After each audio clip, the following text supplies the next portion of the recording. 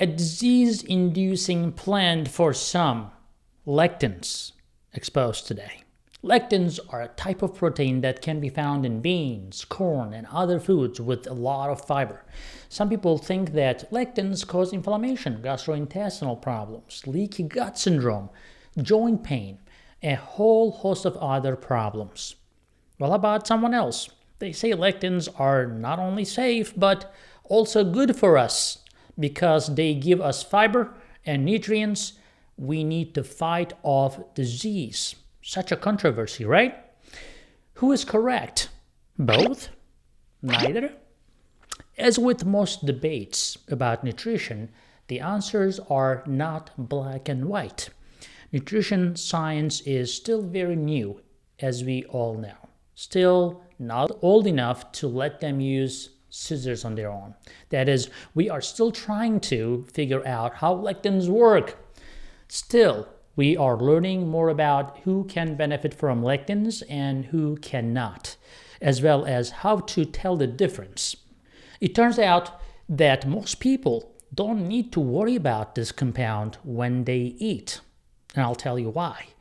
But people with food sensitivities who get stomach aches, nausea, or other GI symptoms after eating high lectin foods may benefit from low lectin or even a lectin-free diet.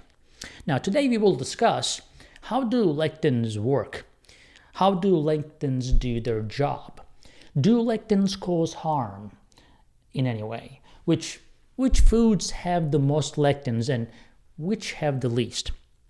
What can you do to cut down on or get rid of lectins in your favorite foods? How to stay away from lectins? Now, let's talk about how do lectins work. Lectins are a type of protein that binds to carbohydrates. Some people think of gluten as the bad guy when it comes to nutrition. So it is probably the most well-known lectin. When we say lectins in this video, we mostly mean plant lectins, especially one with the PHA. Raw beans and legumes are full of PHA, which in large amounts can make you very sick. Now, don't worry, most of the PHA in beans and other lectin-rich foods is destroyed when they're cooked. You can think of lectins as the plant's own built-in bodyguards. Animals have teeth and claws to keep them from getting eaten, but plants don't have much of a defense. So, plus they are usually stuck in place, so they can't even run away, right? So, plants have developed the ability to make chemical compounds like lectins that kill bacteria, insects, and other pests. If an animal still eats the plant, these chemicals help the seeds stay together as they move through the digestive system, so when an animal poops, the seed stays alive to sprout, grow, and make more seeds, making sure the species live on. Humans can't digest lectins. Most of the time, these substances don't change when they go through our digestive system.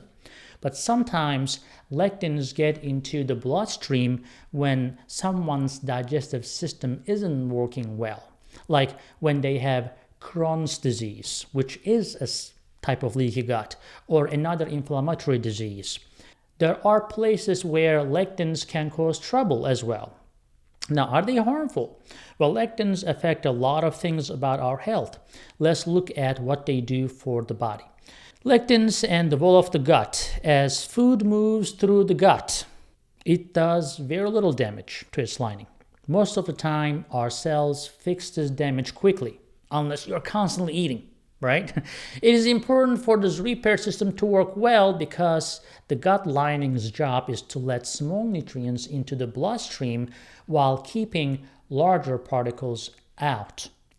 But lectins can mess up this system, so our cells don't grow back as quickly as they should to keep the lining of the gut safe. If the damage keeps happening, our gut will become inflamed and not work as well. are normally tight junctions in the intestinal wall open up, letting food, toxins, and bacteria that haven't been digested into the bloodstream.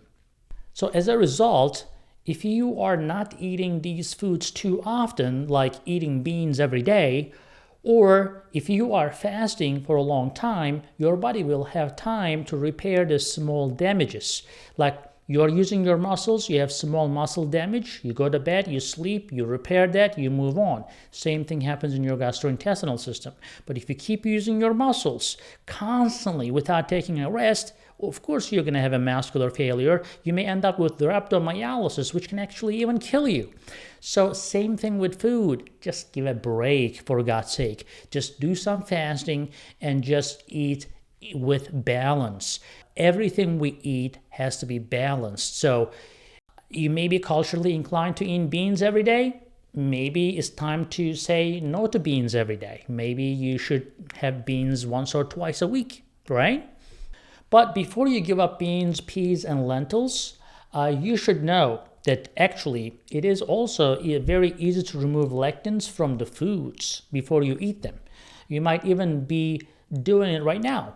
Lectins can be greatly reduced by soaking, cooking, sprouting, and many other things, to the point where most of us don't have symptoms at all. Now, having said that, if you don't cook it right, if you don't put it in the water the day before, and if you just try to cook it quickly, guess what? Tomorrow you're going to be in the bathroom all day long. But if you do it right, it's going to be the best food and you will be relaxed, best winter food ever. So how you cook it, how you prepare it makes a big difference. So one important note, some people are more sensitive to lectins than others. Just like dairy food, right? Some people can tolerate milk, some people cannot. Especially if they already have a bowel disorder like Crohn's disease, celiac disease, and so forth. Even small amount of lectins cause immune symptoms in these people, like intestinal inflammation, joint pain, some flare-ups, and so forth. So for them, a diet with few or no lectins may actually help. So you will hear those people saying that, oh yeah, I quit lectins and my joint pains all went away. Well, that may not apply to everyone. So if they already have underlying autoimmune disease and lectins are making that worse, of course it's going to help them. But what people try to do is, just because it worked for them because of their underlying condition, they try to make this a movement and making everybody stop eating beans. It's just not right? So think like that. So the immune system and lectins definitely clash sometimes if you already have problems going on. Now, antibodies can tell when something is foreign, like bacteria or virus, and react by making the immune system inflamed to protect us. Almost everyone has antibodies against some lectins that come from the food. This means that lectins can make our immune system work when they get into our bloodstream. Some foods, especially if they are cooked wrong, can cause a very clear immune response. This can make digestive tract swell up, which can cause nausea, diarrhea, and vomiting, like in my case when my wife cooks the white beans in a rush. Now, lectin poisoning can actually happen too if you eat raw or undercooked kidney beans, for example, which again I love, which has a lot of lectins, which almost goes away totally if you cook it well and make it very soft and so forth. Raw kidney beans have between 20,000 and 70,000 lectin units, while cooked beans usually have between 200 units to 300 units. See the difference? Now, do lectins cause pain and swelling? Well, because lectins can cause an immune response, they have been linked to autoimmune and inflammatory diseases like inflammatory bowel disease, rheumatoid arthritis, or type 1 diabetes. But not much is known about how these connections work, so it is not fair to say that lectins cause or even make chronic inflammatory conditions worse. Most healthy people won't have any problems with foods that are cooked well and properly. If you eat some undercooked kidney beans by accident, lectins usually only cause inflammation and symptoms for a short time, typically, unless you have underlying autoimmune disorders. In other words, you might have to go to the bathroom for a lot for 24 hours, but you should be fine after that, especially if you're not keep eating the same thing again and again, day after day. Most of the lectins we eat come from foods we eat every day. So like most whole grains and cereals and stuff like that I don't recommend for if you have diabetes, but if you do eat them, they definitely have a lot of lectins in them.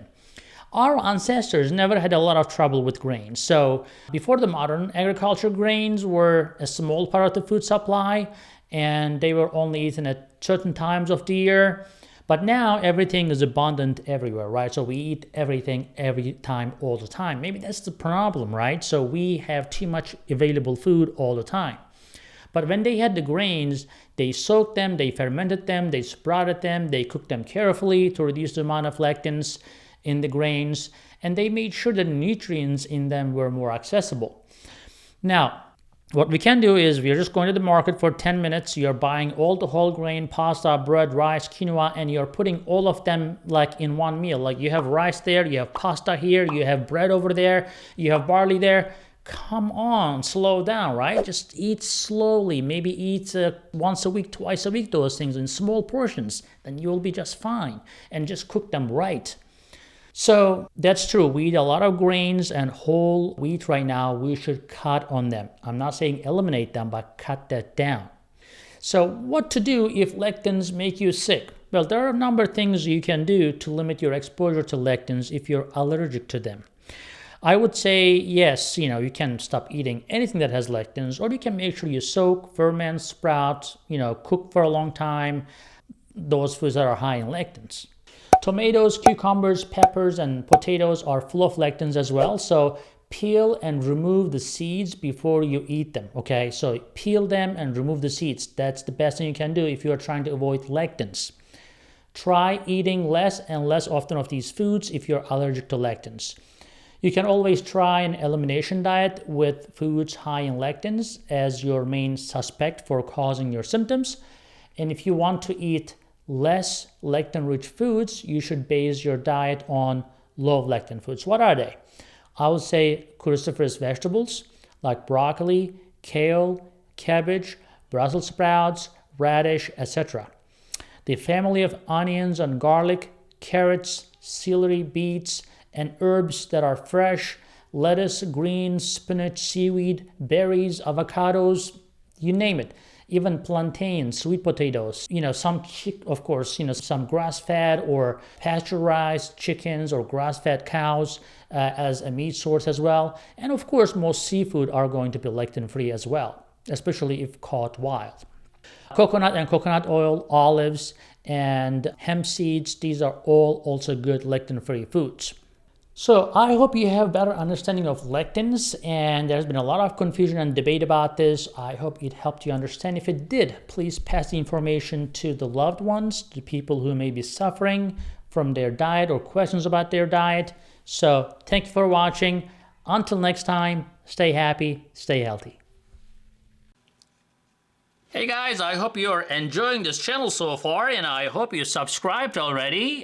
If you didn't, do it. And if you did, watch this video right there. I think that will help you too.